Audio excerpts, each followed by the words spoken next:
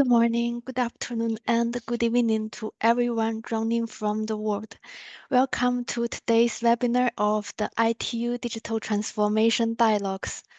My name is Yining Zhao, Junior Communication Officer at International Telecommunication Union, ITU, and it's a pleasure to be your master of ceremony for this exciting event.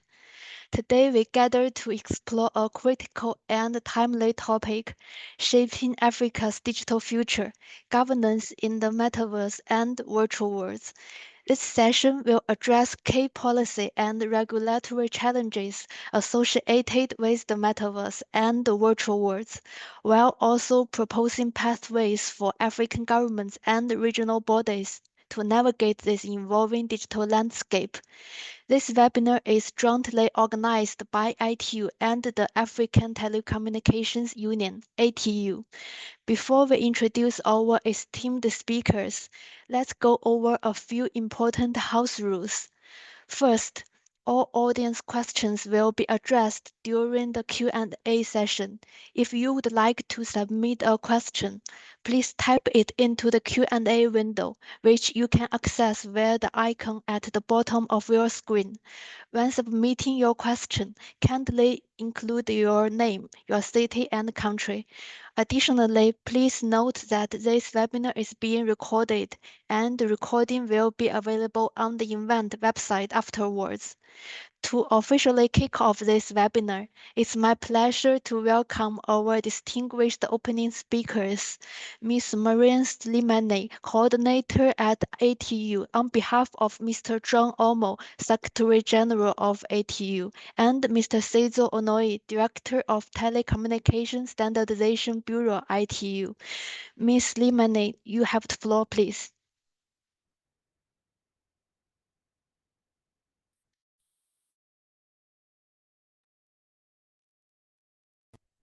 Thank you.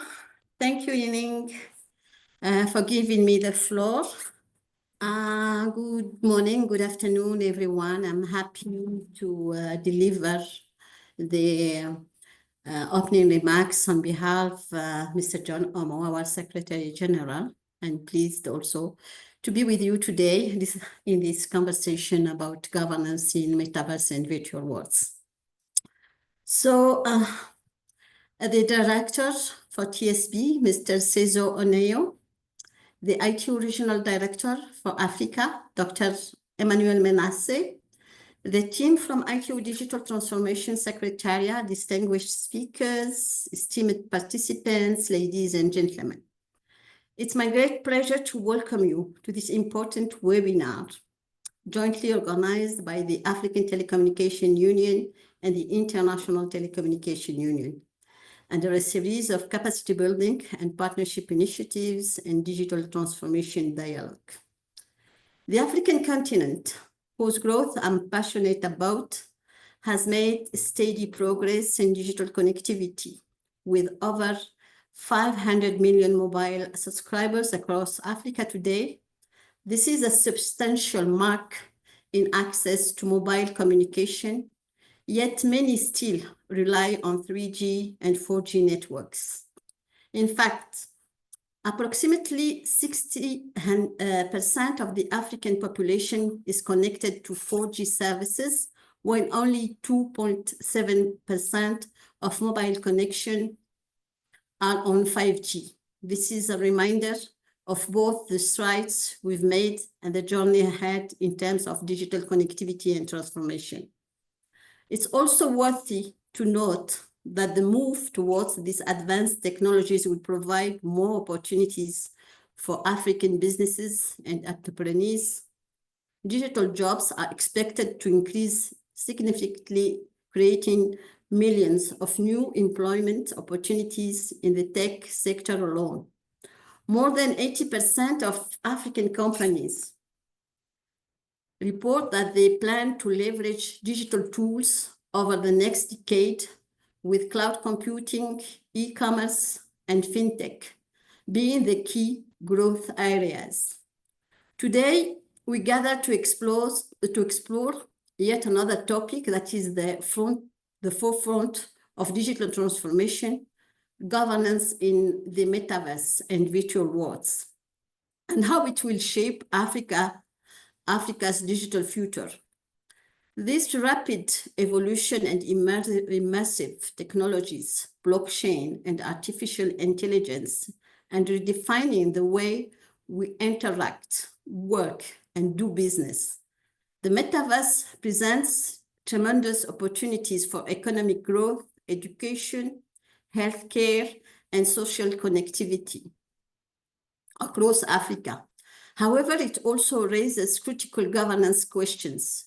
How do we ensure inclusivity, security, and ethical digital environments? What policies and regulatory frameworks are needed to maximize benefits while mitigating risks? As Africa continues its digital transformation journey, we must proactively shape policies and strategies that foster innovation, safeguard user rights, and promote equitable access to this emerging virtual space. Our collective action today will determine whether Africa leads in shaping a responsible and inclusive metaverse or remains a passive consumer of technologies developed elsewhere. We have gathered policymakers, industry leaders, experts, technologists, researchers, and stakeholders to exchange insights, share best practices, and chart a course of effective governance in metaverse and virtual worlds in Africa.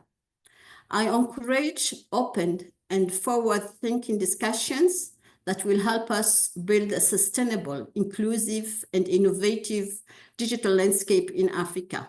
Once again, I extend my gratitude to all participants and ITU for your commitment to this crucial dialogue.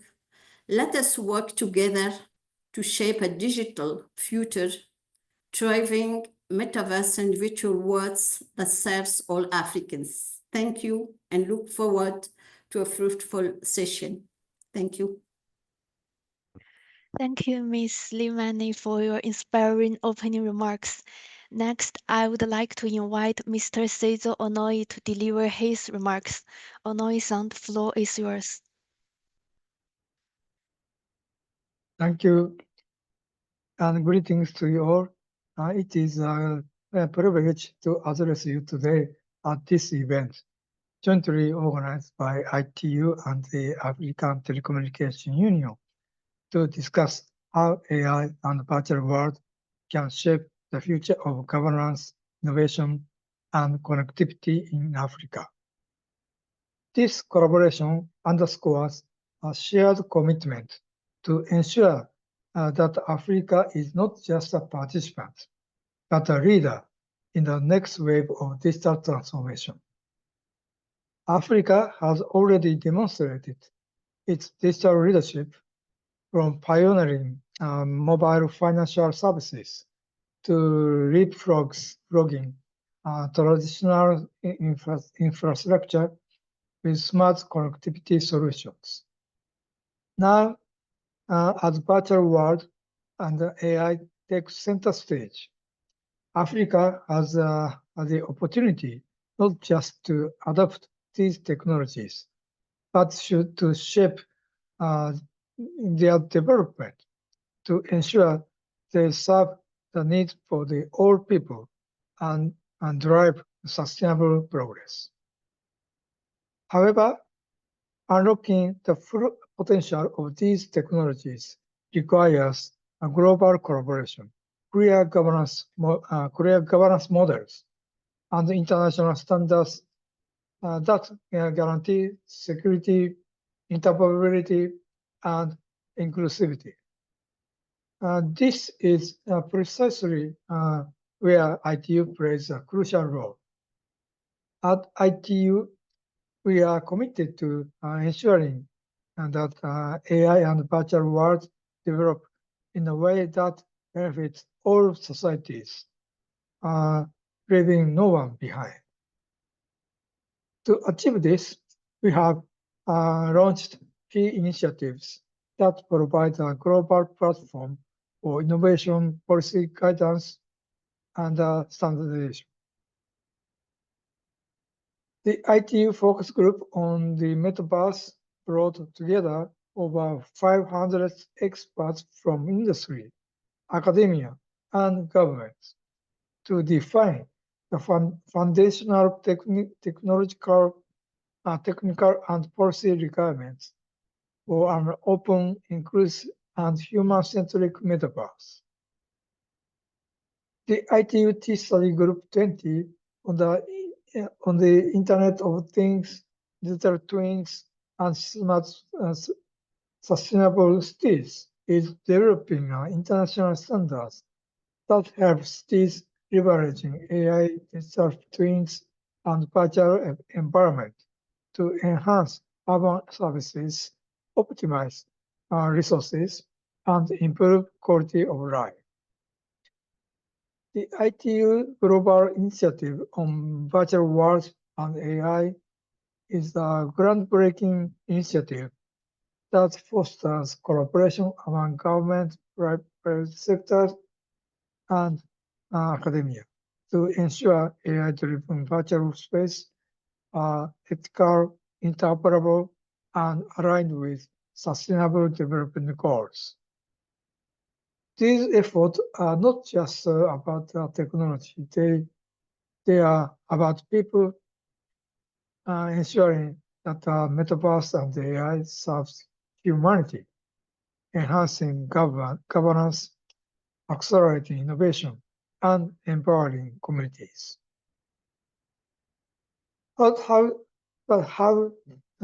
can virtual worlds amplify Africa's digital economy and governance systems? What policies and standards do we need to ensure these spaces are trustworthy, secure, and inclusive? How can Africa lead in shaping this new digital era rather than merely participating in it? The answer lies in the partnership and global cooperation. By working together, government, industry, and international organizations, we can ensure that the future of AI and virtual world is open, accessible, and truly beneficial for all. At ITU, we are ready to support Africa in leading this transformation, working together with the ATU.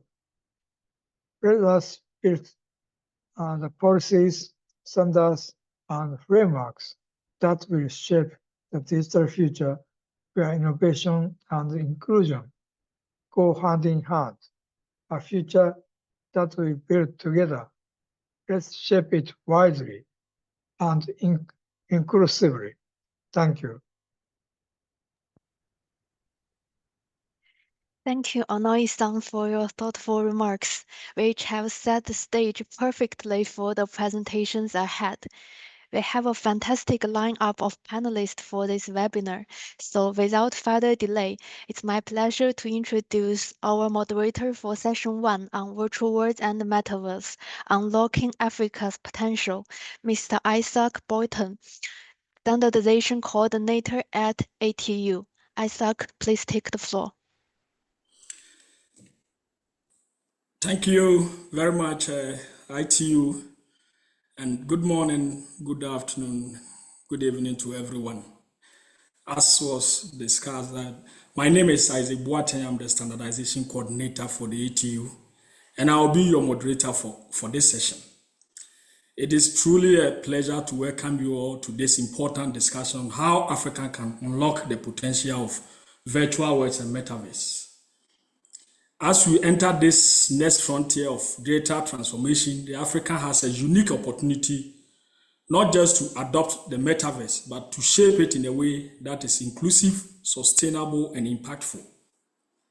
This session will explore how these immersive technology can drive economic growth, social innovation, and digital inclusion, whilst also addressing the challenges of governance, infrastructure, and accessibility. We are actually honored to have with us distinguished panel of experts who will provide insights on these critical topics. At this point, allow me to briefly introduce them. I wouldn't introduce their profiles since all their profiles have been uploaded on the webinar portal. So I'll just briefly introduce their names and their background and where they are coming from. I would like to also check with my colleagues, the presenters. So today we have 3 presenters as far as session 1 is concerned. We have James Olorandari. He's the Principal Manager, Spectrum Administration Department, Nigeria Communication Commission. We have Pilar Olero. He's a university professor at the University of Autónoma de Barcelona, Spain. And then we have Christina Yanzan, CEO, the Metaverse Institute. Each of our esteemed speakers, per the rules of engagement, the procedures, and the time, will have between 10 and 12 minutes to deliver their presentation, after which we will open the floor for Q&A, question and answer sessions, where I encourage all of you to share your thoughts, ask questions, and actively engage in these discussions. So for me to kickstart this, let me begin with our first speaker, James Olorado. James, if you are with us, please kindly take the floor. James, are you with us?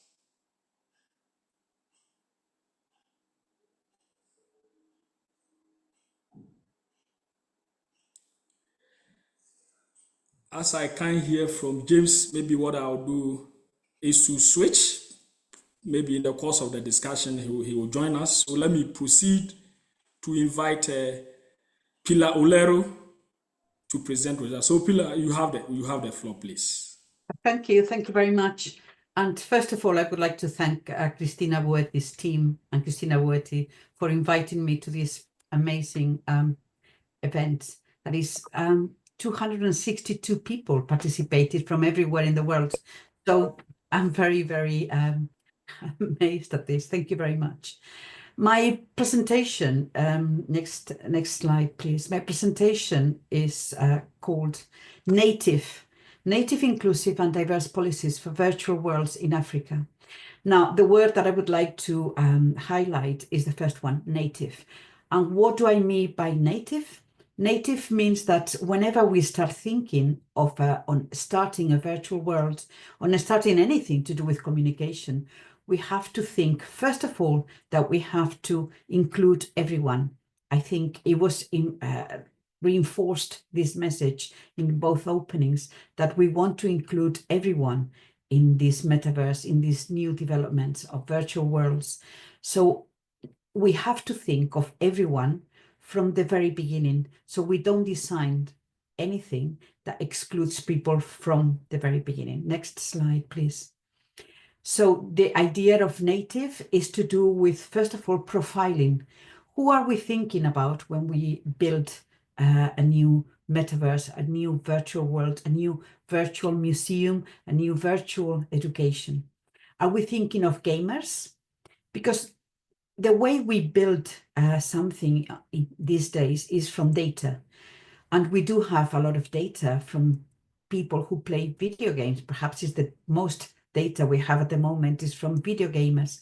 But their profile is not the same profile as someone who's doing education, for example. Someone who's playing video games wants to win. And someone who wants to get education is not someone who wants to win. So I think just getting data from video gamers to build an educational metaverse wouldn't make much sense. The same would go with shoppers. There is a lot of data from people who go shopping these days.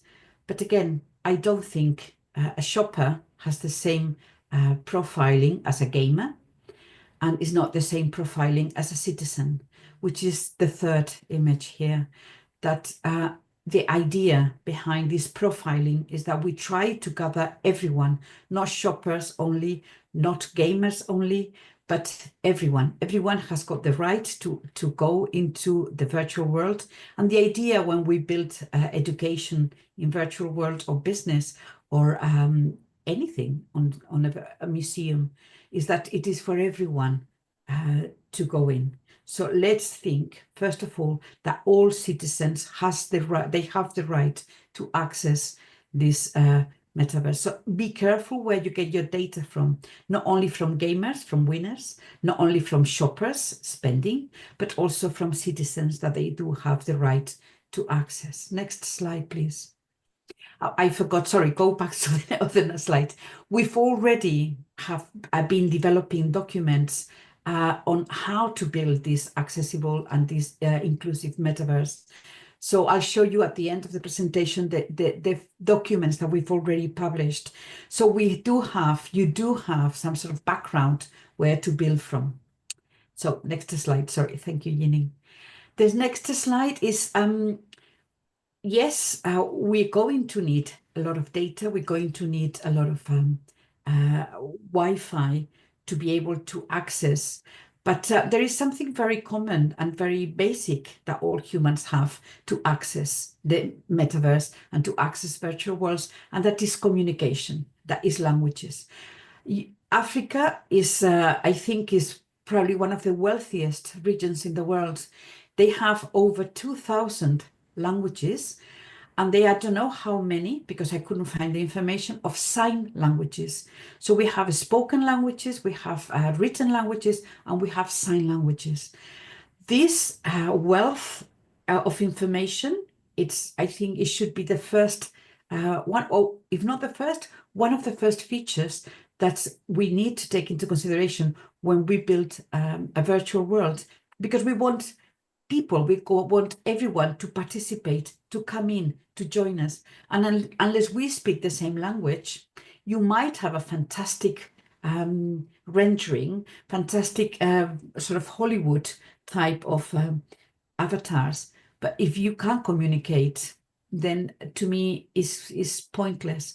So having languages as a basic trait, as a native conditioning to build your virtual world, it's basic. And in Africa, it's even better because you've got over, I don't know how many thousands of languages there to exploit and to make sure that everybody is welcome in these new virtual worlds. For that, we have also built, we have got a document that gives you the considerations on how to build a metaverse, taking into consideration languages and language modalities. Next slide, please. So I didn't know that there was this already existing fabulous African metaverse. You have the information there.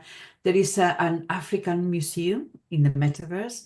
There is this Africa Academy where they are it is based in Tunisia, but they are engaging people from everywhere in Africa. The person who sent me this information, for which I am really very grateful, is Mohamed Soglami. I can't share his email publicly, but if you send me an email, I will be very, very happy. And you have my email in my last slide. So I'll be very happy to share this information. But anyway, you also have this information here. So there is already very, very well developed metaverse, an African museum, for example, where I hope many languages are included, because at the moment it's only French and English, and definitely French and English do not, to me, define what Africa is. Next slide, please.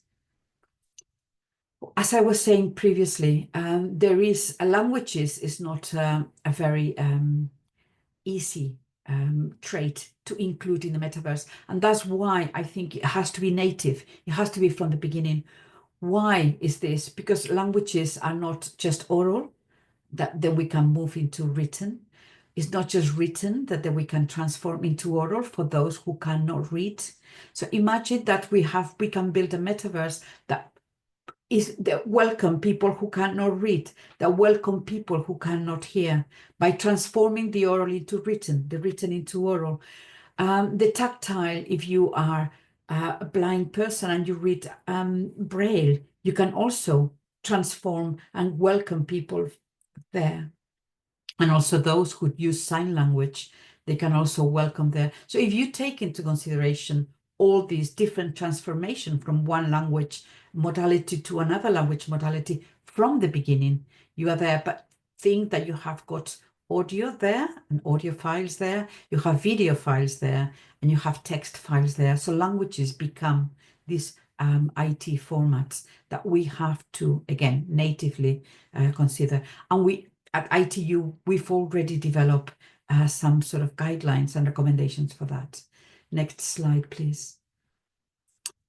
But not only the virtual worlds, they have to be accessible. They have to be accessible to myself. So when you have my photograph there, enter the virtual world and I become an avatar, I have to speak to myself. I have to tell myself how to behave. So it is important not only to welcome everyone, but to welcome myself, to project myself in my digital me. I need to speak to myself. I need to communicate with myself. So again, I'm not talking about welcoming just people, citizens. I'm talking about developing avatars, and avatars where me, with my digital me, can communicate. So please, please, please, when you start developing any museum in virtual worlds, when you start developing any educational, please remember that we have to communicate. Me with myself, once that myself becomes a digital me, with other people in this metaverse, and the different communication traits. Next slide, please. These are some of the recommendations we've already developed to make sure that at a very sort of communicative way, the virtual worlds are accessible and they are inclusive for everyone. So you don't have to start from zero. You can start by reading these documents. They are freely available on ITU website, and start thinking, what do you require when you build a metaverse, when you build a virtual world? What do you require to make sure that they are accessible, they are inclusive? Next slide. If you don't do that from the beginning and you do that later on, it becomes expensive, it becomes cumbersome. The solutions are not perfect for everyone. Next slide. So the impact that you will have will not be the same. If you go native, if you go diverse, if you go to inclusive from the beginning, then the impact at a personal, at a social, at a political and financial level will be very different. Imagine that if you start building a metaverse with, I don't know how many languages are spoken in your country, and I don't know how many sign languages are spoken in your country. If you start building this metaverse, you are already beginning to gather data for all those languages. Data is money. Data is very, very important. In fact, this was driving this technology these days. So as soon as you start including the different languages, you will start collecting this data that would be crucial, really, to build an inclusive. And so I'm not talking about things to do with technology that is impossible to change. I'm just asking you to think about humans, how humans communicate, the different ways that humans like to communicate and want to communicate and can communicate when you start building your metaverse. Next slide. So this is my message, really. I just would like you to please, please, please think that we all want to be in the metaverse and we all communicate in different ways. So that's my presentation. Thank you very much. You have my email. I'll be very happy to share the email by Mohamed Solyami if you want to, so you can get in contact with all the developments that are happening in Africa right now. Thank you very much. Thank you, Pilar, for this valuable insight that you have shared, you've actually shared with us. I mean, from my perspective, I've gathered a lot of information, the issues of accessibility, inclusivity, the issue of language, importantly, is something that we have to look at. And use cases, as you pointed out, I mean, a use case in Tunisia and other countries. And then you also talked about data. When we are dealing with the issue of metaverse and virtual world, the issue of data is very important. How do we manage the data that are being churned out here and there? So we thank you for this insight.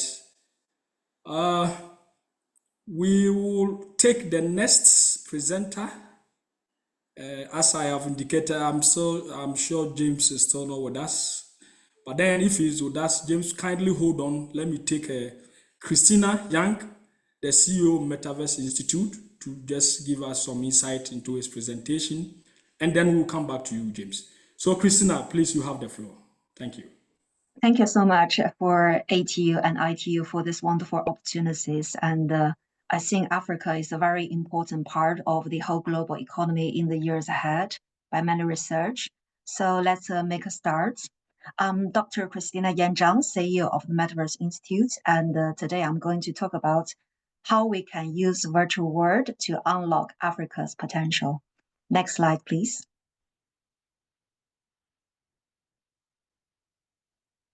As Nature magazine published in 2017, modern human actually started in Africa 315,000 years ago in Morocco.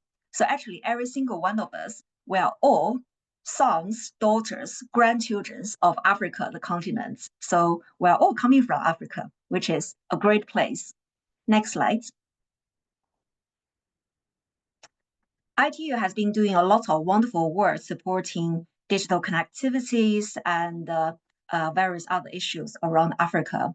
And in 2023, we come over to Tanzania and had the third ITU forum with a special focus supporting Africa on digital transformation. So a big congratulations to all the colleagues at ITU for making this happen.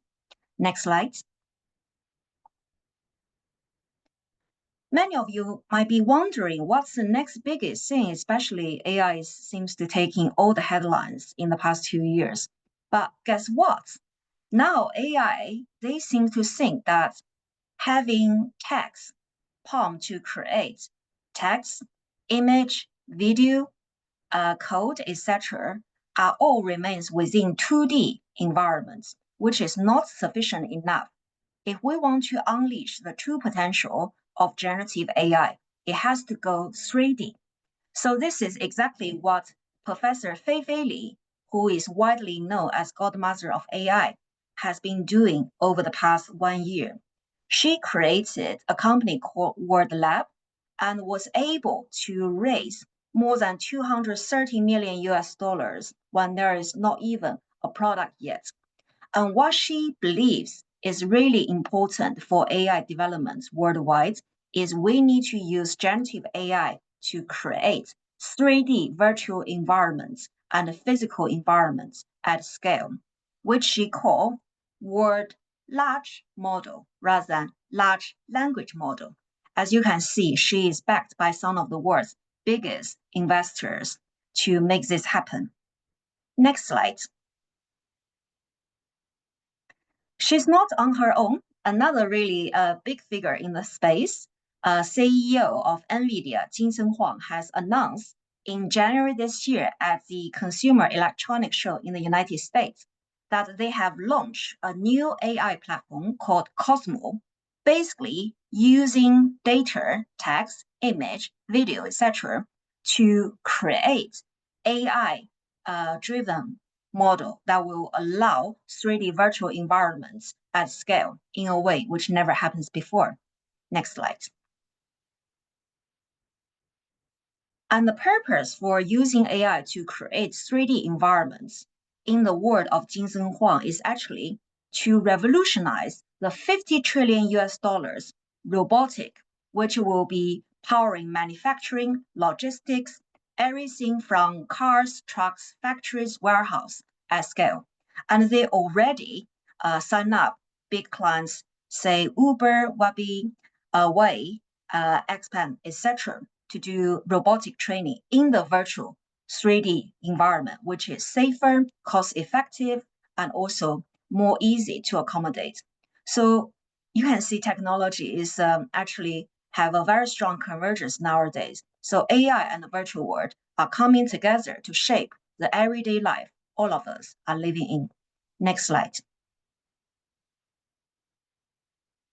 Of course, talking about AI, there is a massive global race towards AI taking place in different parts of the world. US President Trump announced the $500 billion Stargate AI investments, which is the world's largest so far. Next. At the same time, the world is swept over by China's massive AI breakthrough called DeepSeek. And actually, this week, they have just announced another 5 source code of AI, all become open source, and they call it Open Source Week, to really significantly reduce the training cost of AI for every single one of us. So potentially, we can use generative AI to create our virtual world in a way which is never cheaper, easier, and faster for everyone to benefit, especially Africa. Next. Of course, recently, EU also announced their own version of Stargate, 200 billion euro into AI investment to join the race. Next. Then the question is, how can we develop the future digital in a way which is really safe and beneficial to all humanity? Personally, I really agree with Israeli historian Yuval Harari. Many of you have heard about him. He is a famous author of *Sapien*, A Brief History of Humankind. He argued that AI shouldn't be called artificial intelligence, but really alien intelligence, because it thinks and make decisions, process information, which is in a way fundamentally different than humans. So I think it's very important all countries, despite their willingness to really compete in the AI race, we all need to work together and ensure the development of AI does not cause a Terminator situation. Next slide. So the way forward, I have 3 recommendations for you today. Number 1, next slide. We need to looking at the water consumption issue. Next. As the United point out that 2/3 of the global population, nearly 6 billion people, will face different level of water scarcity by 2050. As you can see from the chart, for Africa as a continent alone, actually about 1/3 of population will be suffering from extreme high level of water scarcity. Another 1/3 will be high level or medium to high level. So we need to ensure how we can really, get enough water in the future will be very important. Next slide. However, according to OECD, the water consumption of AI will be up to 6.6 billion cubic meters by 2027. So that will be 6 times more than the annual water consumption of Denmark as a country. And we all know Denmark is famous for the Little Mermaid. Imagine the Little Mermaid will be running short on water, and she will never be able to rescue the prince, and that will be very sad, right? Next. So what can be the solution? We know that the reason that AI consumes a lot of water is because water has been used as a liquid to cooling down the data center where a lot of AI will be running across internationally. So if we can put the data center in a place that's cold enough, the problem can be solved. And one of the best places to do that is actually in the outer space, which is minus 240 degrees Celsius, very, very freezing there. And the European Commission has already done the feasibility studies in the past 2 years. And last year, they reported that actually putting the data center into the orbit is technically and economically and environmentally feasible. And they have been doing this in collaboration with 11 partners, including telecommunication giants, Orange, and other tech companies like HP and Airbus, etc. So by doing that, now they're planning to put 13,000 building blocks of data center into the space by 2050 to achieve 1 gigawatt. So that's going to power 1 million homes by 1 hour, which will be significant. Next slide. How can Africa participate in that? The great news is on 29th of January 2025, there is a major initiative signed between EU and Africa on EU and Africa Space Partnership, where the EU will be investing up to 100 million euro investment to really support Africa on critical infrastructure within the space technology. So I think maybe there will be opportunities for Africa as a continent to also benefit from this technology on space data center. Next. Next, let's talk about money. Next slide. We know that as a result of the pandemic, the world is heavily in debt. So according to World Bank, the global economy at this moment is about 105 trillion US dollars. But we are 97 trillion US dollars in debt worldwide. So technically, we are 92% in debt. Where do we find all the money to create massive simulations, digital infrastructure, physical infrastructure to power of the future of different, virtual world? Big question mark, right? Next slide. The interesting thing is actually use blockchain, which tokenize real-world assets to allow African countries to better manage their government debt. And the interesting thing, as reported by London School of Economics in November 2023, there are already a number of African countries who have done this successfully. For example, in Nigeria, Ghana, Kenya, and also from a UN perspective, World Bank, IMF, the Bank for International Settlements, etc., have been working together since 2023, looking at how to use tokenization to simplify the process of allocating development funds to emerging economy. Africa is part of that. So we figured out a little bit more about how to get financing sorted for Africa. Next slide. Number 3, we all know that Africa is having a little bit issue about the brain drain. So how can we get that sorted? Next slide. As reported by the economists in 2020, the next century is going to be the African century. Next slide. So the UN figure has pointed out that by 2100, almost half of the world's younger generation, so we're talking about age between 15 to 24, will be African. So that's why I said at the very beginning, Africa is really the hope for all humanities in the next 100 years, which it will be very, very significant. Next slide. So I think it's quite likely within our lifetime, we will have a situation where Africa will rise, just like Wakanda, which become the world's most advanced, innovative country for the whole world. And they will be very generously sharing their top talents, innovation, knowledge transfer to benefit all humanities. And then we will have a great situation where we can call not only Wakanda forever, but also Africa forever. Next one. At this moment, we are working with many different UN agencies to looking at how to set up international standard about different frontier technology with a special focus on supporting the diverse needs of our people. Next slide. And the UN has been doing a great job, especially ITU, for putting together these 8 layers of different entry points for any governments, investors, corporates, academia, stakeholders to start this people-centered digital journey, all the way from biomolecule level using AI and the digital twin to simulate for drug discoveries, protein engineering, all the way to citizens, cities, countries, planets to fight climate change, biodiversity, etc. So we are all here to coming together and support each other. Next slide. And also another big congratulations to ITU, UNICC, Digital Dubai for creating this wonderful global initiative on virtual world and AI, looking at how to really maximize the positive impact of Metaverse and AI for all humanities. Next slide. It's very important we're looking at how to use different technology to support UN SDG, because currently we're only 70% on track. We only have another 5 years to achieve the rest. So there is lots need to be done. Next slide.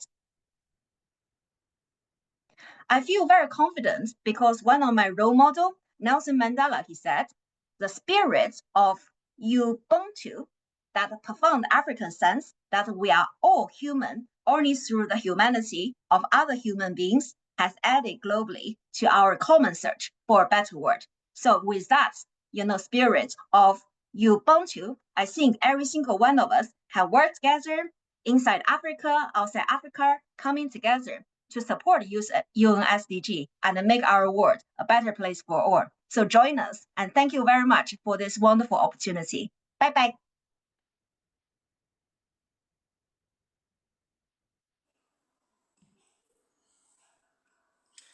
Thank you, Dr. Christine, for this insightful, excellent insight that you have actually shared with us. It's good that you drill down the issue all the way from the beginning to the end by even quoting one of our revered statesmen in the region, the name of Nelson Mandela, and who is one of our fathers. I mean, our fathers when it comes to the area of humanity and all that. So thank you. Let me check. I will just give some brief summaries of the presentations, but I would like the presenters to finish their presentation, and then we'll give the opportunity to members here gathered, as has been indicated, that just put in your questions in the Q&A box so that we can read them for answers to come in. So we've had the second presentation. Let me turn to James. James, are you with us? Are you still with us, or you are not with us, James? My last check with James indicated that he was having some technical challenges joining the bridge. I'm not sure whether he's been able to join. James, are you with us?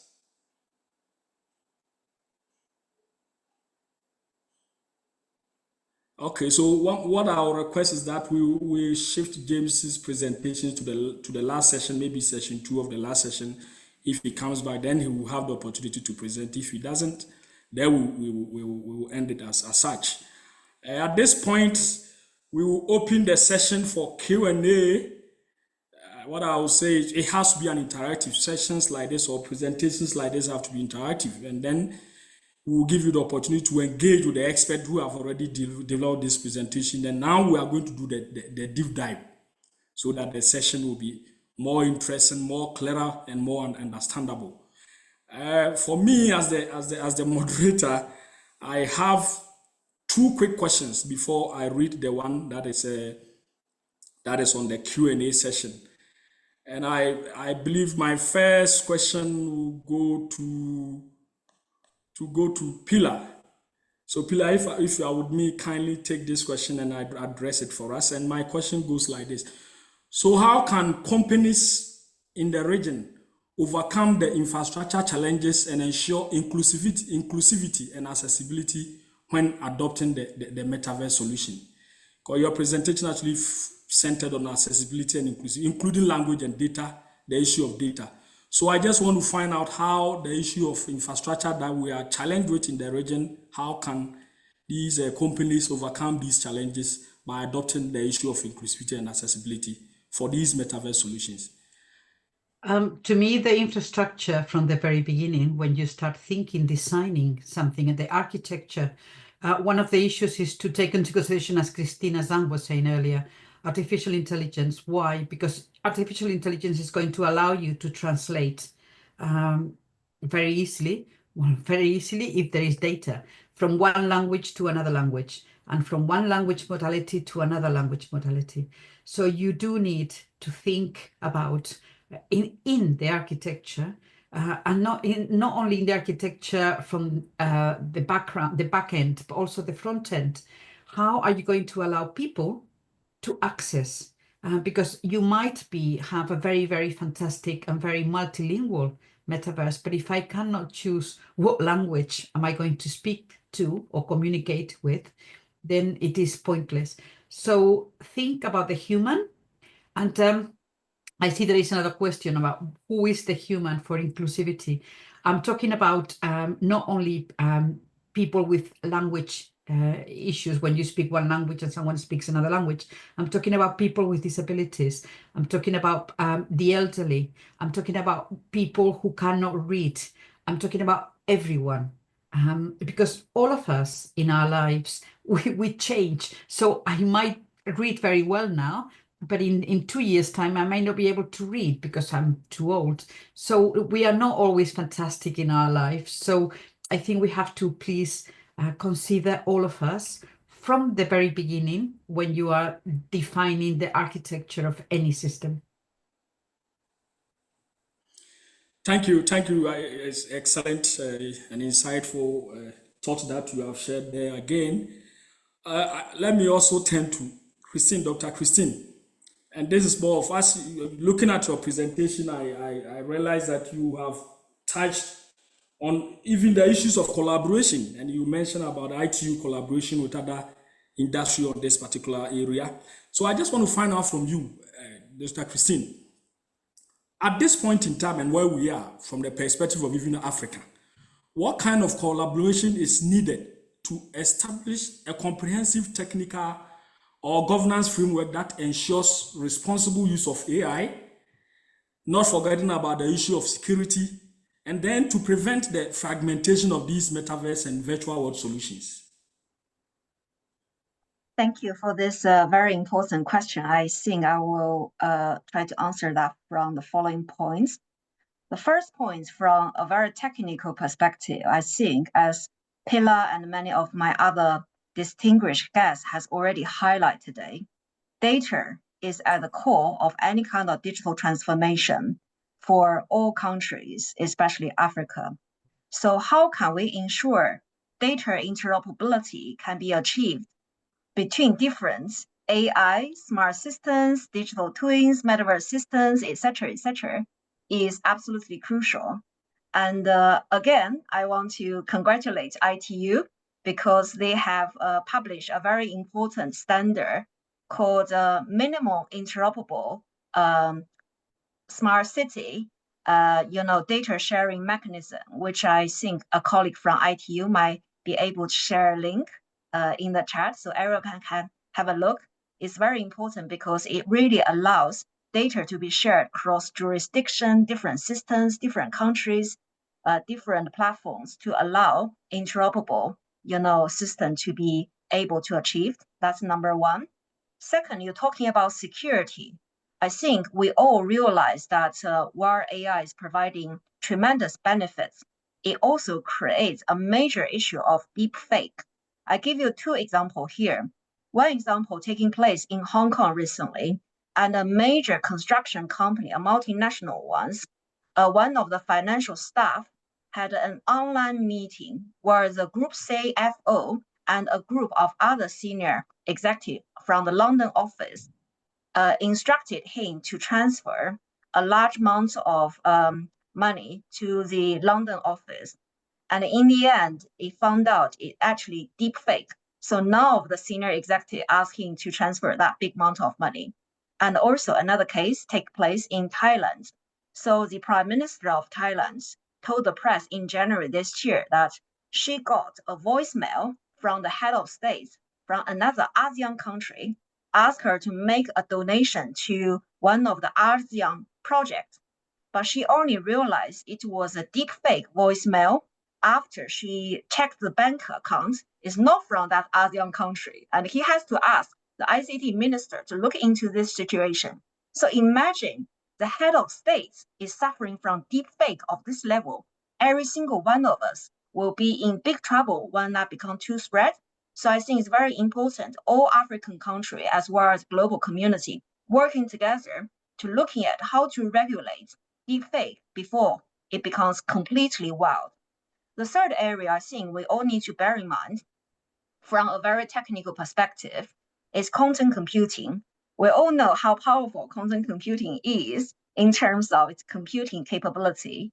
And once it becomes really commercialized, whether it's 5 years or 10 years, as Jinsen Huang has mentioned, pretty much all the online password and cybersecurity will be pretty much at the break of being cracked down instantly. So how can we ensure our digital infrastructure created now is really content safe? Is very important.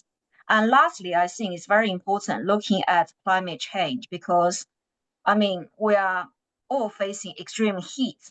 situation and more frequent natural disaster taking place in different parts of the world. So instead of thinking like climate change is something maybe we can just wait, we need to think about how we can use different frontier technology to ensure not only government, investor, big corporate can play a part in fighting climate change, how can we mobilize every single citizens in our community to play a part, to consume more responsibly, and to, try to save energy a little bit more every day? It will be very crucially important. So that would be my top 3 points. Thank you. Thank you. Excellent. Excellent. Wow. I'm seeing 16 questions on the Q&A session. It shows how interesting and how important this topic is. So I wouldn't waste my time. I will start. Some of the questions are targeted to the speakers. Some of them are just generic, or they are just general questions. So any of you can answer. And the first question goes on how African can benefit with Metaverse virtual without infrastructure and energy.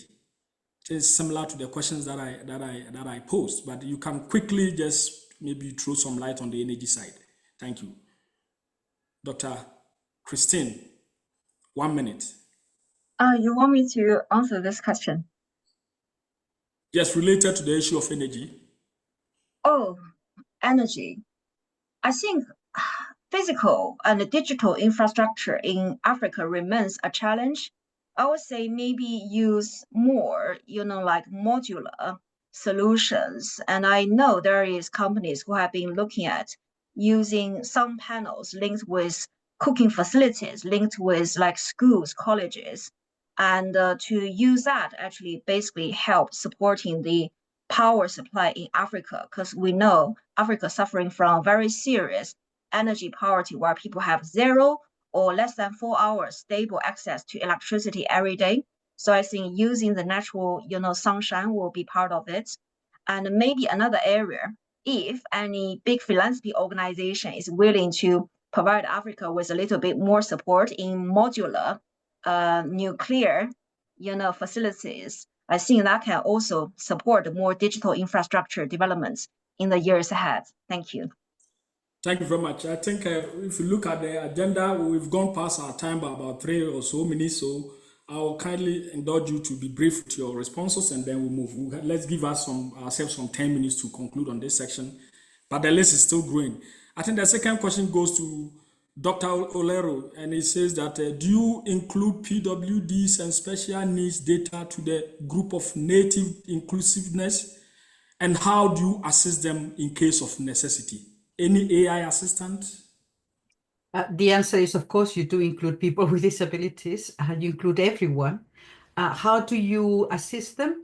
You assist them by creating from the very beginning, what I was saying, a system where if anything that is spoken is done in text. So if I speak, and if you see this this event, you have got the possibility of having subtitles or captions of what I am saying. So if you cannot hear me, you can read me. And the other way around, if you cannot see me, you would be able through artificial intelligence to know what is happening here. We need artificial intelligence to give an alternative, a communication system to whatever it is offered and is not there. And we need to do that from the beginning. We need to gather data from all the languages and all the languages from the very beginning. And without that, we will never build a metaverse that is inclusive for all, and especially for people with disabilities and for vulnerable groups, definitely. Thank you. I think, Doc, this one too goes to you. So is there a trade-off between inclusiveness from the start and the entry costs? Well, if you think that the cost, what is the cost of leaving citizens out of whatever you're building? The cost is, first of all, as a human right, you are not giving access to everyone in equal terms. So first of all, and then from there, you can go down. I don't know how you want to quantify it, but you can quantify it as much as you want. How many people you don't give access to whatever you are designing, or whatever business you have. That's for you to assess. Thank you. And this one, okay, Doc, you would like to add to it? Please go ahead, Dr. Christina. Sorry, I just want to highlight that the Hong Kong situation of the deep fake actually got rid of the company $25 million just using deep fake CFOs, which is very significant. Another is I put a link in the chat regarding the ITU approved minimum interoperability mechanism standard in the chat. So anyone who are interested can have a look. And go back to Pilar's very important point. I think fundamentally technology are serving our people, and we have 10% of the global population suffering from different level of disability. We need to ensure technology is there to make their life better, not the other way around, which is important. But Christina, what I was saying is that if you have the time and the energy to create deep fakes about anything, you have enough time and money to make anything accessible for everyone. So the technology is there. Is that you want to do it or you don't want to do it? That's it. I agree entirely. Thank you. Let's proceed. I think this one, any of you can take it. It's coming from Sarah, and she's asking, give practical use case for the metaverse for Africa. I believe there was one in Tunisia, but yes, please go ahead. Yeah, there is a use case already there built for the African Museum Metaverse. So that if you want to, I can paste it on the chat, the URL. Please do, please do. Then we have from Mitra. It says, I'm a second year master student and hoping to do research on today's topic in the field of language, technologies, and data humanities. Is it possible? Hi, Isaac. Hi, dear speakers. Thank you so much for the insightful moderation, the discussion, and I will apologize to interrupt you, but we have to move on to the next session. That's okay. I believe when we have the opportunity, then we can come back and answer some of these questions. So thank you very much, Madam MC, and thanks to you, the two doctors, for availing yourself for these excellent presentations. I believe we've taken note of it, and then we will engage some furthermore. Thank you. Please, giving back the floor to Yenin, please. Take over. Thank you, Isaac. And for our audience, please feel free to post your questions, and our panelists can answer it via the Q&A button in writing. And up next, we will explore navigating governance in virtual worlds and metaverse, policies for Africa's digital evolution. It's my pleasure to introduce our moderator for this important discussion, Ms. Anna Maria Mashkute, tech investor and strategic board member at AMBS Capital. Anna Maria, the floor is yours. Thank you very much, Yining, and thanks to Isaac and everybody previously for the session. It was very interesting and very sad indeed that we had to end the discussion, but it's my great pleasure, and thank you again to Ms. Christina Boetti and her team and the work that they are doing, which is incredible, for inviting me to moderate this session. My name is Anna Maria. I am investing in tech companies, all sorts of tech agnostic with AMBS Capital. And it is my pleasure to moderate really a discussion that is so critical when it comes to the matters of governance in the metaverse. And again, when we focus on Africa, as it's navigating currently digital evolution, we must really look at developing robust policies, regulatory frameworks, and governance structures to really ensure that the virtual worlds are safe, they're inclusive, and they are aligned with our societal values. And this is something that came up a little bit also in the previous discussion, and keeps coming up every time we speak about what to do with governance. It's all great to build the technologies, but who is governing these technologies? And today we will look a little bit more in detail in the presentations from our speakers on data privacy, security, all about cross-border collaboration, which is a very big topic everywhere in the world, but especially in Africa right now, digital rights, and all the elements that are really shaping the responsible and sustainable metaverse and virtual worlds when it comes to the African continent. And today I have a great pleasure to be joined by three amazing women who are great speakers, and they will really deep dive into this topic a little bit more in the presentations.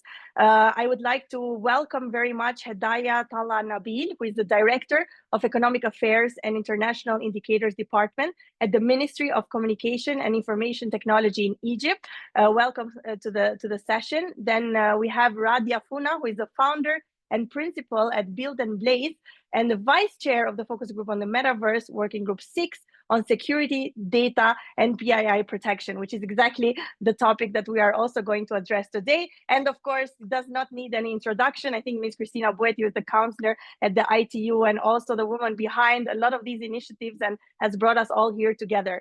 I would love to invite everybody to write in the Q&A session about the chat. I think the audience has been now very well acquainted with this from the previous session. So please write your questions in the Q&A box and not in the chat itself. And let's begin with our first speaker. Hedaya, the floor is yours for the presentation. Thank you so much, Anna Maria, for the introduction. Thank you for moderation. Thank you, ITU and ITU, for hosting this important webinar. And of course, thank you, Cristina Boetti, for the kind invitation. So my presentation today will be shedding light on the data protection and economic concerns in the Metaverse for the countries to study and be prepared for in order to enjoy the benefits while at the same time mitigating the challenges. So next slide, please.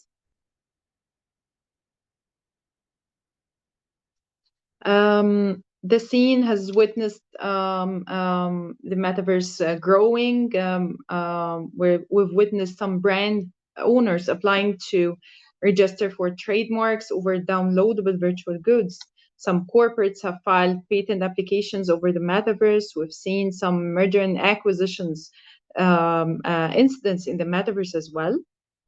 So many data protection and privacy concerns are getting to the scene as well. That's why it's important to understand to what extent we will be facing privacy and economic concerns and get prepared to them. Next slide, please. So the first part, I will be talking about the data protection in the Metaverse. Next slide. The complicated roles, starting with the data protection and privacy concerns, the Metaverse will bring new dimensions to the data protection and privacy scene because of the regulations that are still unclear. So up so far, the countries have been working so hard to tackle the data protection aspects about the physical movement of data and how between users or people.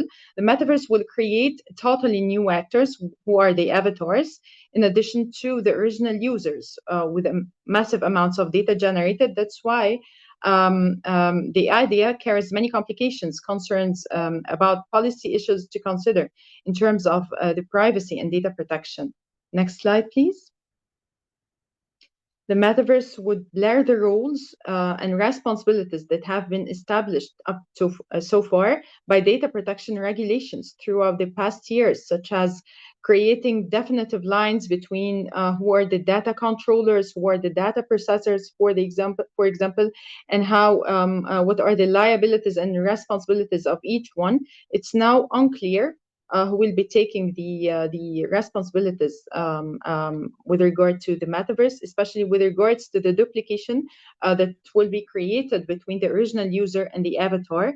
Also, data agreements may be also very challenging in this new decentralized world. Next slide, please. So the Metaverse will connect the person to their avatar or their digital representation. Therefore, countries would likely consider those information collected about the Metaverse users' activities to be personal data as well, subject to the existing privacy and data protection laws. The Metaverse presents problems of interoperability and movement of users inside and between different metaverses, together with their data and assets. This creates duplication with the real-world movement of data. So here, determining the jurisdictions in the Metaverse is very challenging as a result of this new player, which is the avatar. Next slide, please. It's also unclear how the metaverse can regulate illegal and harmful content such as sexual harassment, disinformation, extremist ideas, and pornographic content, especially with regards that it's being a DAO or a decentralized autonomous organization. Next slide, please. Also, the increase in the sources of data collection will pose several problems. So the users now are likely to be providing more information about themselves than they are doing today as a result of the diversity of the sources of data collection. So instead of dealing with clear sources that are we dealing with today about data collection, now the metaverse will be introducing new sources of data collection that may be very challenging, such as the eye trackers. They give insights about emotions. Additionally, the modes used in the metaverse can pose high risks, which can be used to infringe privacy. For example, the differences between a first-person perspective and a third-person perspective.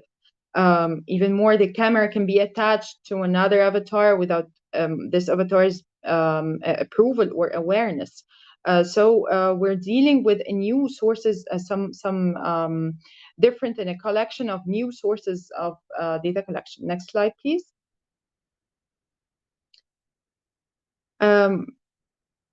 In the same sense, metaverse poses risks of misprofiling with regard to this a massive amount of data that is being collected. So people are at risk of being controlled or manipulated to adopt certain decisions socially, politically, or economically. This would also allow the prediction of the behavior, which consequently allows for some sorts of mass profiling and manipulation of people's decisions. Next slide, please. We have another concern regarding the sharing of data for investigative purposes. So what has been established up so far as well is being at risk because it's still vague. How will data on the metaverse be shared for investigative purposes? Next slide, please. Also, about the legal identity of avatars, it's unclear whether it's necessary to grant legal personality to the avatars to hold them responsible for their actions, since they will be acting in the virtual world. Would this be separate from the legal identity of the original user or linked? Next slide, please. We have concerns as well regarding the intellectual property rights protection. So guaranteeing intellectual property rights in the metaverse is still very challenging. And though the NFTs were presented as some technical solution for this, we're still facing problems and issues, especially with regards to the applicable law and jurisdictions. Next slide, please. Metaverse also poses risks regarding the digital sovereignty of countries. So it's unclear how countries would be exercising sovereignty over their lands and citizens in all meanings. How will the avatars be citizens? How this would affect the sovereignty over lands and how it would be exercised in the metaverse? How will countries exercise sovereignty over their economies and currencies in the metaverse, especially with the introduction of digital banks that we've witnessed in the recent time? Next slide, please. So regarding the economic activities, the metaverse is posing as well some concerns for countries to consider and to assess their laws versus those challenges. Next slide, please. We have the trademarks and trade secrets. Doing business in the metaverse raises concerns related to trademark assessments, as well as the ways of avoiding the infringements related to trademarks and business identity theft. This is especially important in light of the absence of the legal concepts of habitual residence and domicile place of business, which are traditionally at the core of the laws and rules that protect data rights and that regulate identity thefts. Next slide, please.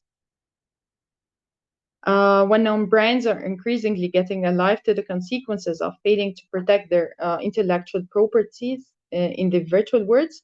So the scene has witnessed some incidents about trademark application filed for already existing real-world brands without permission. Next slide, please. Also, the complicated relationship between virtual and real goods is an issue of concern that would drive a regulatory action to settle. For example, one of the main questions raised is whether the pre-existing registration for physical goods are sufficient, or do we need other application for the virtual counterparts? In some cases, virtual goods or services are not simply counterparts. They are related to the real counterparts, but they are not the same ones. So with this, need some sort of a new trademark application. Next slide, please. Concerns also about competition laws and taxation, and about the possible abuse of dominance in the metaverse may arise as a consequence of the absence of competition laws. Do the competition laws that are present in the with their current status apply as well to the metaverse or not? The metaverse brings ambiguity to the tax assignment and payment process, because trading with digital assets, for example, such as NFTs or tokens, shall be by the book, be taxable, regardless of the platform on which the trading takes place. This idea per se is met with unprepared legal text in reality. So, next slide, please. Some policy implications to draw from this conversation. Next slide, please. So despite the myriad of opportunities offered by the metaverse, this comes hand in hand with complicated challenges. Countries should be fully aware of both the opportunities and challenges before taking decisions. In the meantime, countries should work hard on assessing their data protection laws, their legal frameworks in relation to the expected harms, and work on fortifying them. Actually, Egypt has presented versus the expected challenges in the ITU Metaverse Focus Group. This is available in the technical report, regulatory and economic aspects in the Metaverse. Data protection, which was a deliverable of the Working Group 7, the Economic, Regulatory and Competition Acts, and prepare them for a highly demanding era of the Metaverse. Thank you so much. Thank you very much for this insightful presentation. And really, I see that we had so many questions popping up. So I'm sure people are going to keep writing questions towards you, especially on the data side of it. Then let's move to the next presenter, Radia. Welcome, Radia, and the floor is yours. Thank you so much. Really appreciate it. I'm going to start out by sharing my screen, if you would give me a moment. Okay, fantastic. Hope everybody can see my screen. Yes, we can see it perfectly. Oh, wonderful. Thank you so much. So thank you for that kind introduction, Anna Maria. Hello, everyone. Early morning greetings from the Big Apple, New York. I would like to start by thanking ITU and ATU for organizing this wonderful event. I have been enjoying myself. Hopefully you have too. Thanks also to Cristina Buetti, my personal friend, and her team for their amazing work, and for inviting me to discuss a subject that I have been researching and working on for over 25 years, dating myself a little bit, and that is the impact of disruptive technology on critical strategy and policy decisions. I firmly believe that we cannot govern what we cannot understand. So as the creator of a theory called ex-human theory that explores the impact of emerging and disruptive technology on people, institutions, and societal structures, I've been particularly interested in the impact of AI and immersive technologies on what we humans define as reality, going on about 10 years.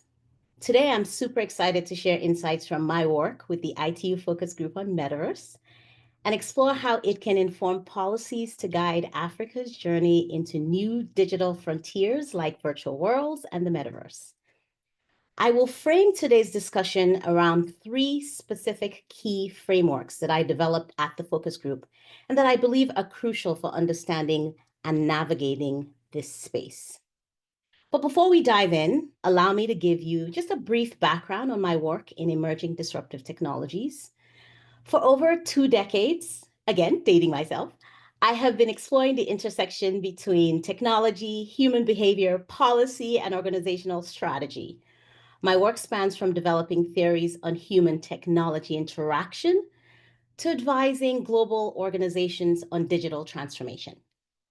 Most recently, I have been deeply involved with the ITU and IEEE's efforts to understand and standardize approaches to AI, Metaverse, virtual worlds, and quantum cybersecurity. I am also currently working with the European Union and ITUD on next generation strategy and policy in this space. My work, for example, with the EU focuses on advanced economy, while my work with ITUD focuses on emerging economies. Born from my theory of disruptive organizational strategy in 2011, Build and Blaze, the global strategic firm that I started in 2012, also specializes in digital transformation and emerging technologies, offering comprehensive support from strategy development to implementation. I will anchor today's conversation in industry context by starting with first current trends. And then, as I said earlier, we'll use 3 frameworks to highlight some policy guidance from IT's focus group on Metaverse. And finally, I will close with a view from the continent, the birthplace of technology. So let's get started. In my opinion, our journey to the Metaverse is an evolution, not a revolution. In fact, I'm not necessarily a fan of the concept of giant revolutions. Although I find the 4 industrial revolutions, that is if you're counting World Economic Forum's 4th industrial revolution, to be useful benchmarks, I prefer to look at the evolutionary patterns of technology in sprints of thousands of years. It is why I referred to Africa earlier as the birthplace of technology. That said, let's talk about 2025 trends. As we look at 2025, 3 key technology trends are shaping the future of digital interaction and governance. These trends will profoundly impact the way we approach the metaverse and its integration into various sectors.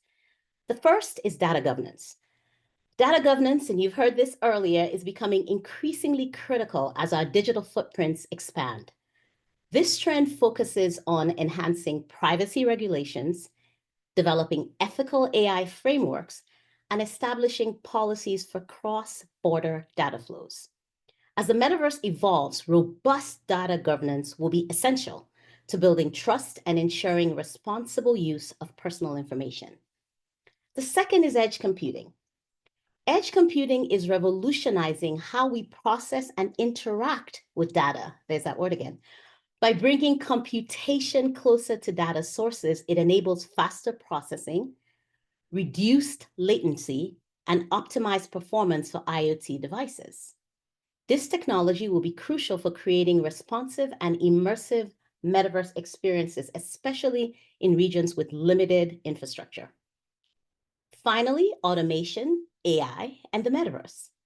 The convergence of automation, artificial intelligence, and the metaverse is creating new paradigms for digital interaction.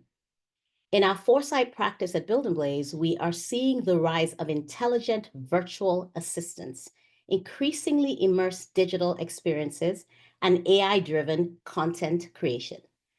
These technologies will form the backbone of the metaverse, enabling more natural and sophisticated virtual environments.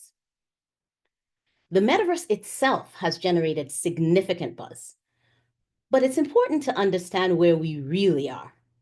Let's examine the current state of the industry, including market projections, key challenges, and recent developments. Let me start with market projections. Market analysts project the metaverse could create up to $5 $5 trillion in value by 2030, indicating significant economic potential across various sectors. While projections suggest massive potential value, the industry does face challenges in adoption and technology integration. I'll talk about three primary challenges. The first is in adoption. Many users and businesses are actually uncertain about how to meaningfully engage with metaverse technologies. The second is interoperability. Ensuring different metaverse platforms can communicate and interact seamlessly remains a significant technical hurdle. The third, privacy concerns. As virtual interactions become more immersive, protecting user data and privacy becomes increasingly complex. Finally, let's talk about recent developments. We're seeing actually a shift from grand metaverse visions to more, shall we say, practical AR and VR, augmented reality and virtual reality applications, particularly in fields like education, healthcare, and professional training. This presents both opportunities and challenges for policymakers, especially in emerging markets like those in most African nations. This brings us to ITU's first focus group on metaverse and its leading pre-standardized work in this space. I've been honored to work closely with ITU over the last 10 years, starting with partnerships while I was head of innovation at the UN Secretariat. I therefore was thrilled to work with the focus group on metaverse as ITU sought to model a new approach to standards development. My work with the FGMV included the development of several reports, frameworks, and the creation and definition of new concepts and terms, including my work leading the drafting process for ITU's metaverse definition. Today, however, I will focus on FGMV policy guidance in the three frameworks I discussed earlier that I developed as part of my efforts at the FGMV. These frameworks provide a roadmap for policymakers to create regulations that foster trust, ensure ethical development, and promote inclusive access in metaverse environments. They highlight the need for collaborative approaches between public and private sectors. Now, I attempted to boil down complex ideas on single slides, but rest assured, I will share some key resources at the end of the presentation. First up, I would like to discuss FGMV 24. This report is a new framework for metaverse participation. To navigate the metaverse space effectively, we need to understand what actually constitutes a metaverse experience. I developed Metaverse Participation Framework along with its novel terms to serve this purpose. The framework is underpinned by what I call the realms of participation, which is an ode to my love of language and fantasy. The realms are as follows: intro-metaverse, which covers activities that are fully contained within metaverse environments, like gaming, like virtual meetings, for example. Then we go off to peri-metaverse, and that covers activities that bridge the metaverse and fully digital applications to create experiences like augmented reality enhanced shopping. And finally, extra metaverse, which has activities that are outside the metaverse, but influenced by the metaverse, like digital twins in manufacturing. This report also introduces two new concepts to support the metaverse participation framework. The first is a set of security and safety dimensions. In the security dimensions, there are three elements. The first is security by design to harden infrastructure and software against novel threats. The second is a zero trust security model that assumes no entity should be trusted by default. And the third is protection of the confidentiality and integrity of data, experiences, and applications. Second set of dimensions are the safety dimensions, and it has its own areas. The first, policies, practices, and technologies should consider the convergence we talked about earlier of physical and digital dimensions and discourage harmful content and behavior. The second is investment in predictive and real-time detection capabilities, as well as in in-world features and off-world guidance. So In-world features as in inside the metaverse, and off-world as in outside the metaverse. The second concept defines personhood in metaverse context, specifically to create guidance for identity, ensuring that avatars are treated as extensions of personal identity with rights and responsibilities. Secondly, ethics. Platforms respect human rights and ensure inclusivity for all users. Third, responsibilities. Users and platforms share accountability for ethical interactions in immersive spaces. The second framework I will discuss today is the User Confidence Framework in ITU's FGMV 06, which is the technical report, Guidelines for Consideration of Ethical Issues in Standards that Build Confidence and Security in the Metaverse. You will note, by the way, on each of these slides, there's a tiny little QR code box thingy that you may not be able to get with your camera. I had that issue in the past. So again, I will share resources at the end. For policymakers, the key challenge in emerging tech is fostering innovation while protecting users and society. I developed the User Confidence Framework to address this concern by centering user expectation and user experience in the metaverse. Specifically, this framework defines confidence in the metaverse to promote a shared understanding for trust and security, develops a new concept of an implied contract of confidence to guide governance with a key principle of mutual accountability between users and platform providers. And finally, it identifies where trust and security in immersive spaces require a different set of considerations. So think about Web 2.0 versus Web 3.0. The framework builds on industry best practices to establish 4 confidence dimensions that highlight critical areas unique to immersive contexts. The first is reliability, ensuring a stable and consistent experience. The second is co-ownership, clarifying rights over virtual assets and creations. The third is co-responsibility, defining a shared accountability for online actions. And the fourth is transparency, providing clear information on data use and platform operations.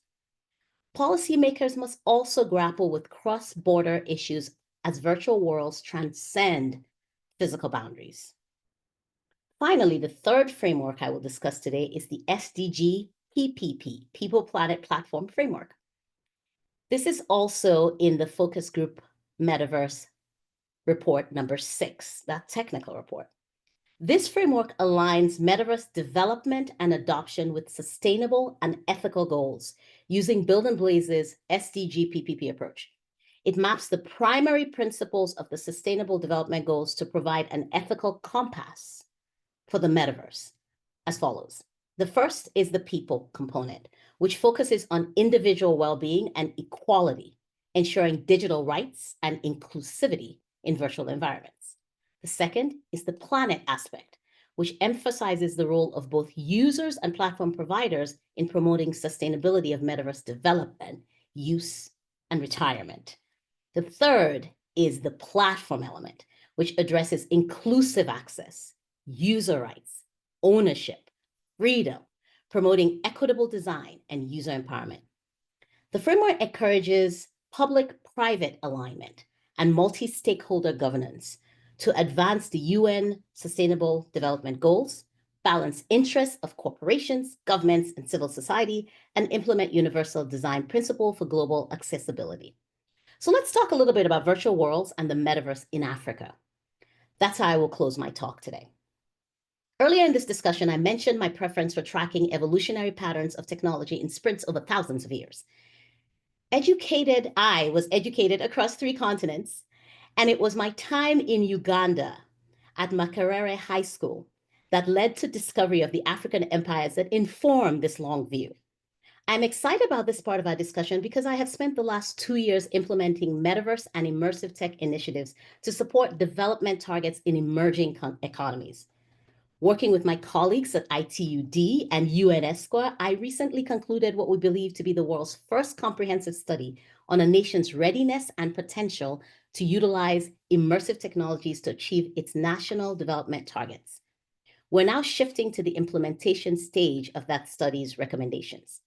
So I'm running out of time here, but I want to quickly zip through these slides, if you don't mind.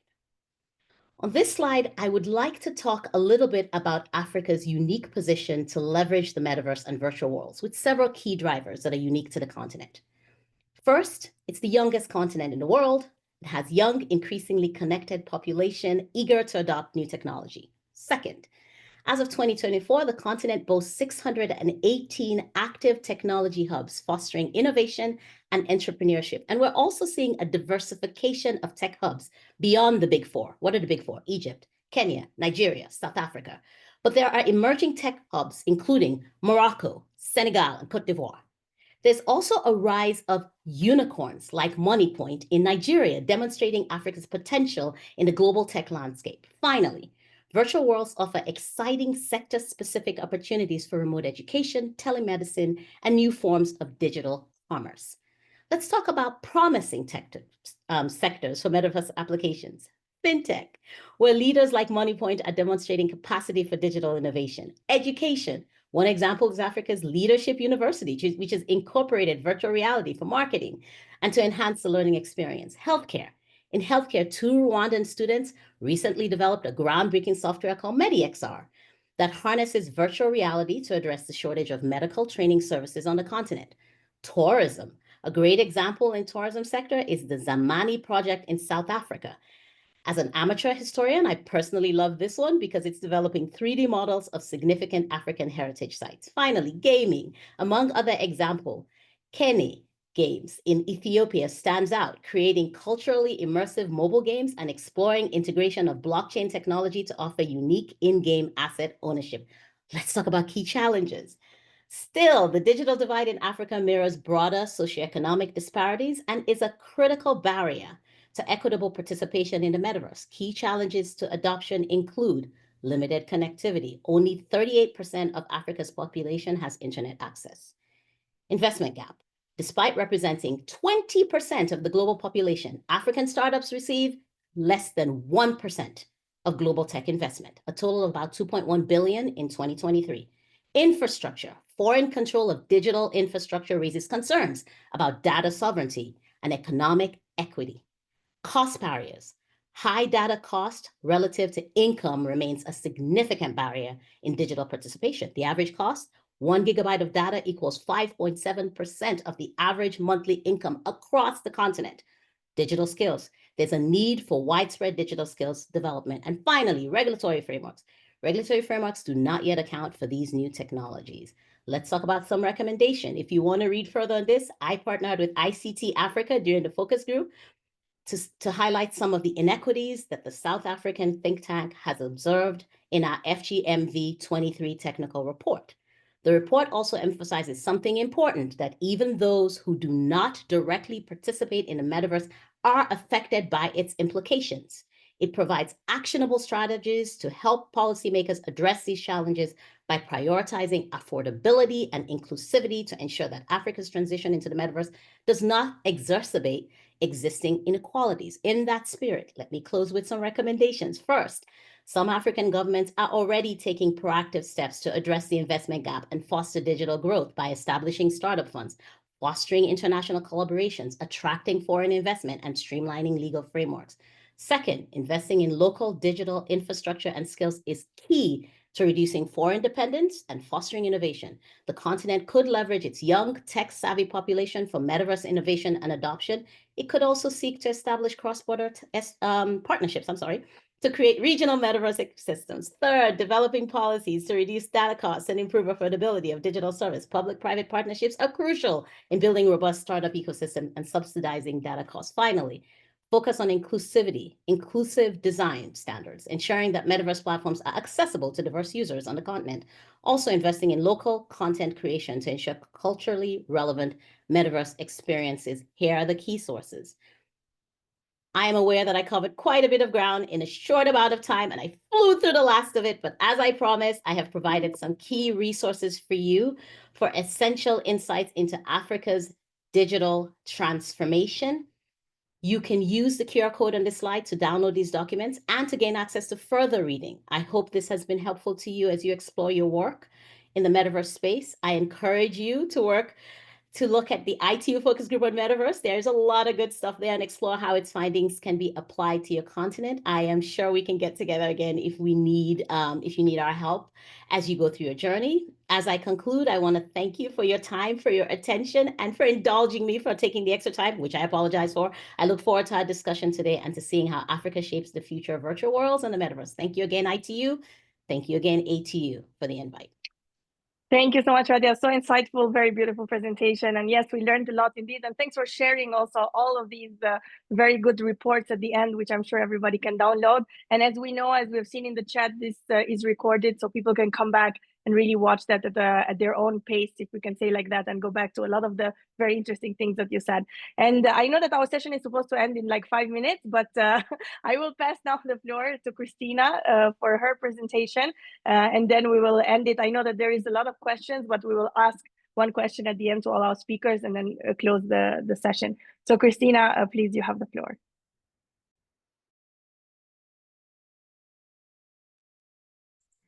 Thank you. Thank you so much, actually, Anna Maria. And well, I will actually, first of all, I will ask you whether are you able to see my slides? Yes, we can see your slides, but we can see the back of it, the one with the notes. Yeah. So Hold on a second. That's the issue of the two slides. Maybe Maria, can you share my slides, because I think that is the issue that I have with the two screens. Anyway, while the slides gets set up, I think that one of the important things that I'd like to mention is really how policies actually and regulation in the metaverse and virtual worlds are crucial. Can you go to the next slides? And in particular, when we look actually at metaverse, probably the first thing is, what is metaverse? So the ITU focus group defined metaverse as an integrative ecosystem of virtual worlds offering immersive experiences to users. So that is very important actually in terms of setting the right context when we look at metaverse and virtual worlds. And whether you are a country, whether you are a city, whether you are actually an educator or a citizen, it's very important that when we look at metaverse and virtual worlds, we look at the policies behind. I think that the previous colleagues have eloquently explained how important it is actually to shape the metaverse and virtual worlds, taking into consideration, ethics, privacy, data, accessibility, sustainability. So why policy matters? Because governance really ensure that ethical, secure, and inclusive digital experience can benefit all the users. And when we look at the African context, I think that it's really an opportunity, because Africa is really an emerging digital landscape where there is really an opportunity to leverage these new emerging technologies in a very fruitful way. So can we go to the next slide, please?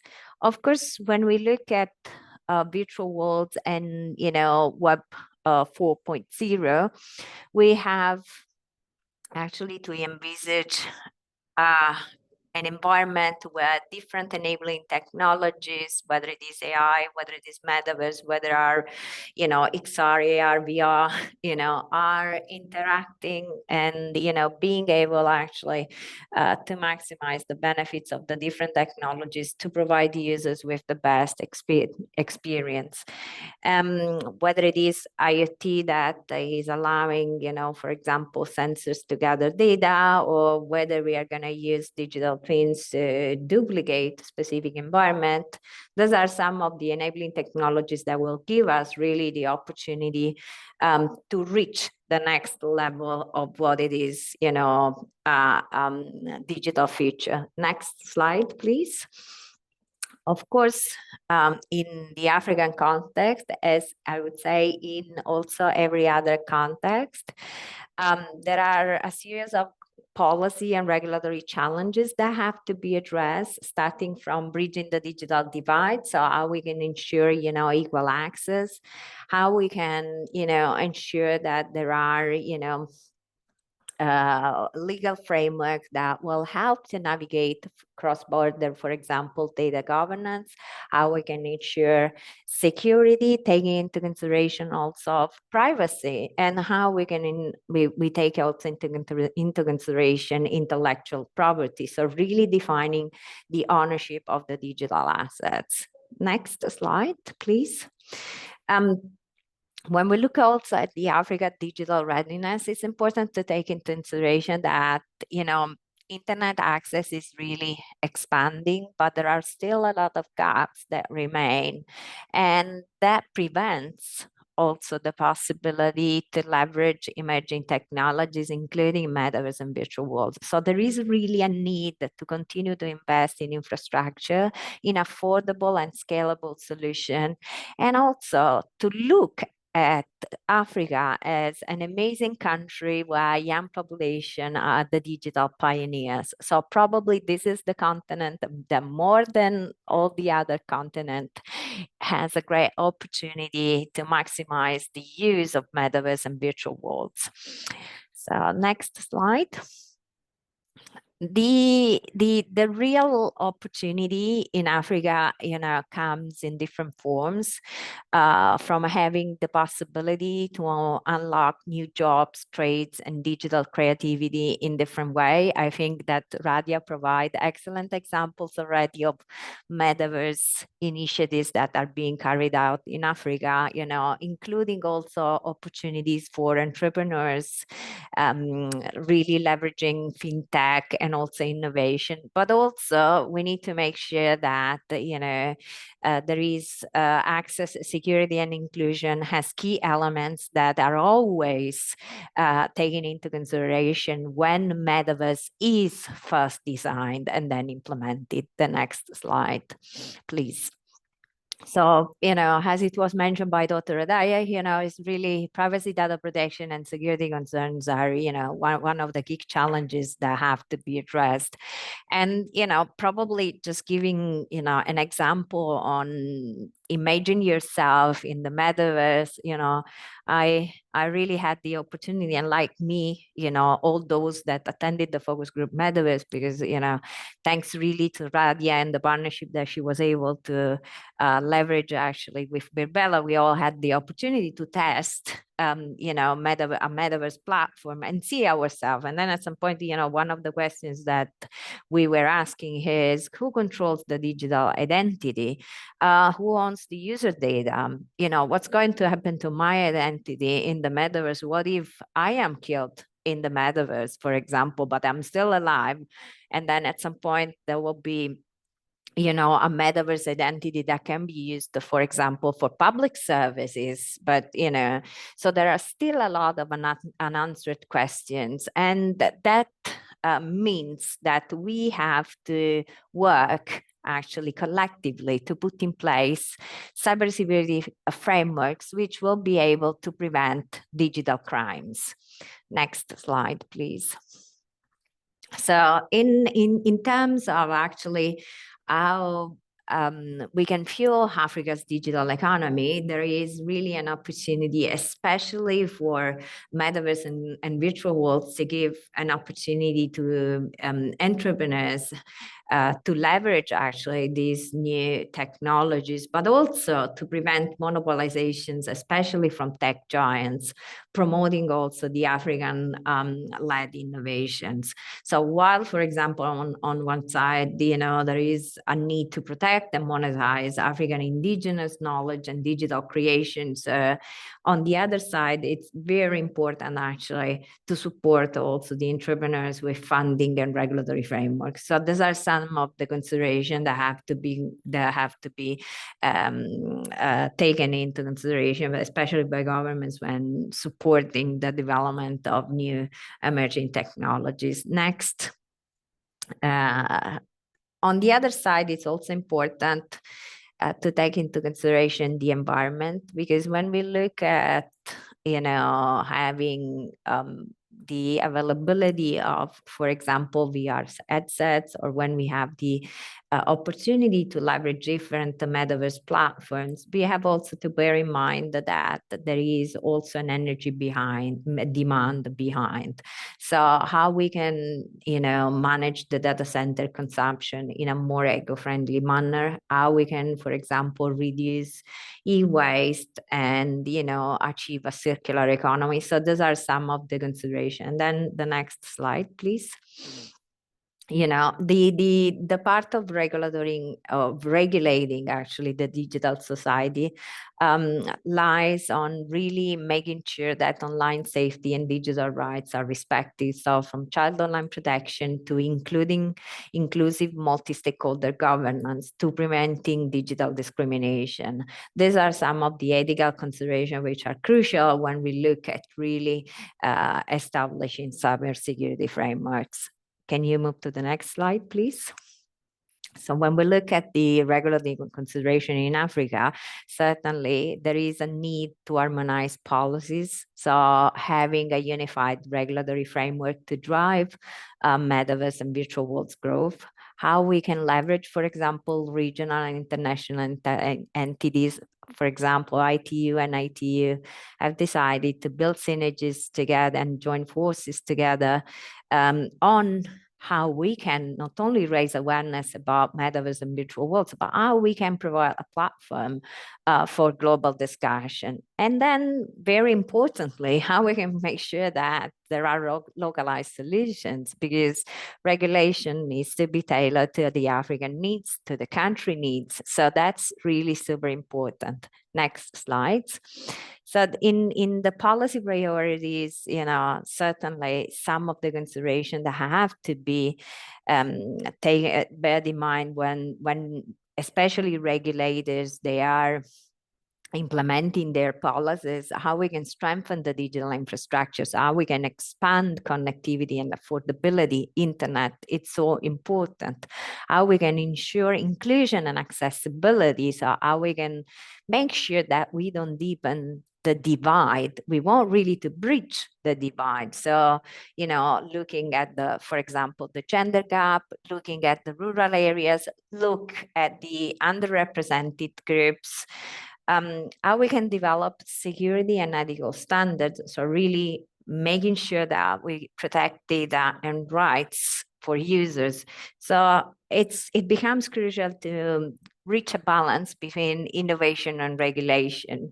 And, one of certainly of the actions that we have seen where Africa has been leading is how, fostering and supporting the local startups. So that's really, these are some of the policy priorities which we believe for Africa will be crucial in the next years ahead.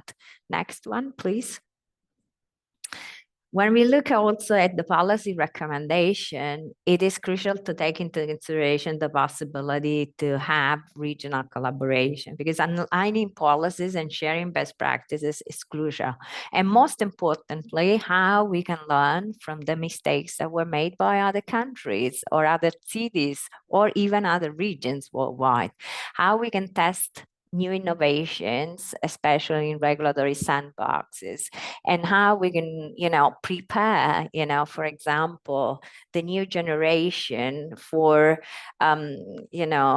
digital literacy and skills. So that's key, because if we have to, in a way, prepare the workforce for new jobs, we really need to invest also in educations and, and new skills. Next one. The ITU has built synergies together with UNICC and Digital Dubai, but now with many partners, actually over them 30 partners have since joined. After we launched a global initiative on virtual worlds and AI, discovering the Cityverse. This initiative has been launched actually during the first edition of the UN Virtual Worlds Day, and rests on 3 pillars. So bringing virtual worlds to life, which is really a pillar that will be focused mostly on working on, on the strategy, on security and trust, on awareness building. Pillar 2, that will be focusing more on connecting cities with virtual and real worlds. and a strong focus on maximizing the use of new emerging technologies, identify successful use cases, develop a sandbox for experimentation facility, as well as, pillar 3 that is really on the Cityverse beyond. So how we can, for example, look at new solutions, how we can build a network of cities, how we can, develop a talent grants program for developing countries that will go really beyond and ensure that the Cityverse can be accessible to everyone. The next slide, please. And we recently had the first executive meeting, which took place in Dubai, opened by His Excellency Mr. Al-Mansouri, the chair of the initiative, with the participation actually of the Tanzanian minister, who is also a vice chairman of the initiative. During that meeting, the mission and vision documents were approved, and I encourage you actually to read them. And then next slide, it was also an opportunity to launch the first UN Cityverse Challenge. This challenge will be really focused on designing digital public infrastructure for future cities. As you can see, it's co-organized by over 15 partners, and that's really an opportunity for students and startups to participate. We're going to have actually 2 categories, and the award ceremony will take place actually during the UN Virtual World Day that will take place in Turin in Italy. Next slide, on 11 and 12 of June. And let me conclude by saying that if you want to go fast, go alone. If you want to go far, go together. This is really an amazing African proverb which really sets the right discussion here. And thank you so much actually for your attention. Thank you so much, Christina. Beautiful presentation. And thank you also for sharing that initiative that I'm sure the Cityverse Challenge, I'm sure many people will be applying to it. Sounds very exciting. And I look forward also to that day. I'm very excited to go there. So that's great. Thank you to everyone. I know that we're running out of time, and Yining gave me like a good hint that we should move the conversation. I know that there's been some questions in the chat that people have already answered. So that's great. Thank you so much to the speakers for doing that. Thank you to the speakers of this session, Dr. Hedaya, Radia, and Christina. It was lovely to hear the presentations and so many beautiful comments in the chat I've been reading about the excellent presentations. Thanks to the audience. And I pass it on to Yining. It was such a great pleasure to moderate today. Thank you so much. Thank you, Anna Maria, and our esteemed panelists for leading such an insightful discussion on the governance of virtual worlds and the metaverse in Africa. As we approach the conclusion of this webinar, I would like to invite Dr. Emmanuel Manasseh, Regional Director for Africa at ITU. Emmanuel, the floor is yours.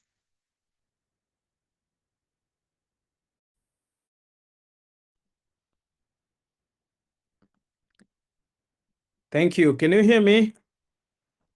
Yes, we can hear you. Thank you very much, distinguished colleagues, esteemed partners, and friends. As we reach the conclusion of this digital transformation dialogue, I want to take this opportunity to reflect on what we have achieved today and what lies ahead. I extend my sincere gratitude to all of you, our policymakers, innovators, industry leaders, and experts who have come together to help shape the future of Africa's digital landscape. Today's discussion has exposed an undeniable truth. Africa is not merely a spectator in the digital revolution. We are active participants and architects of our future. The metaverse and virtual worlds are not just technological advancements. They will be able to transform education, healthcare, governance, and economic opportunities across the continent. If designed with inclusivity, sustainability in mind, they have the power to narrow the digital divides, create jobs, and foster innovation at unprecedented scale. At the International Telecommunication Union, we believe that the governance of these emerging technologies must be transparent, inclusive, and driven by collaboration. This is why our partnership with the African Telecommunication Union is so critical. Together, we are working to develop global standards, policies, and best practices that ensure the metaverse and virtual world serve the needs of African citizens, business, and institutions. But technology alone is not enough. It is up to us, governments, regulators, industry leaders, and communities to shape these digital environments in a way that promotes trust, security, and accessibility for all. We must ensure that Africa voices are at the decision-making table when it comes to setting the rules and frameworks for the digital world of tomorrow. This is not just about innovation, it's about equity, inclusion, and sustainable progress. We must invest in digital skills, infrastructure, and governance mechanisms that allow Africa to fully leverage the opportunities offered by Metaverse rather than simply consuming what is created elsewhere. Let us be our collective commitment to ensure Africa is not just connected, but leading the way in shaping a responsible, inclusive, and dynamic digital future. As we move forward, let's work together, not just as participants, but as pioneers of Africa's digital transformation. Let's turn today's discussion into actionable policies, into meaningful investments, and into real-world impact. Thank you for all your dedication and vision. The future is ours to shape. Let us shape it wisely. Let's shape it together. Thank you.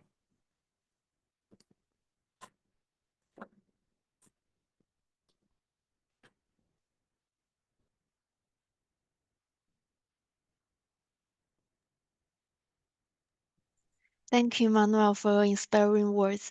Dear colleagues and participants, as we conclude this webinar, we encourage you to stay engaged with ITU ongoing digital transformation dialogues. For further details, please visit the webpage of the Digital Transformation Dialogues, where you can find recordings, resources, and information on the upcoming sessions. Once again, thank you for your participation, contribution, and engagement in today's webinar. This concludes our session. Have a wonderful day. Thank you and goodbye. Thank you. Thank you to the ITU team. Thank you, everyone, to the presenters and everyone. Bye. Bye. Thank you so Thank you, much. Isaac. Thank you. Thank you, Bye. Isaac. Bye. Hi. Thank you, Rana. See you. Radia. Thank you. Bye-bye. Yeah, it was a good discussion. Thank you, Radia. Thank you, Doc. All right.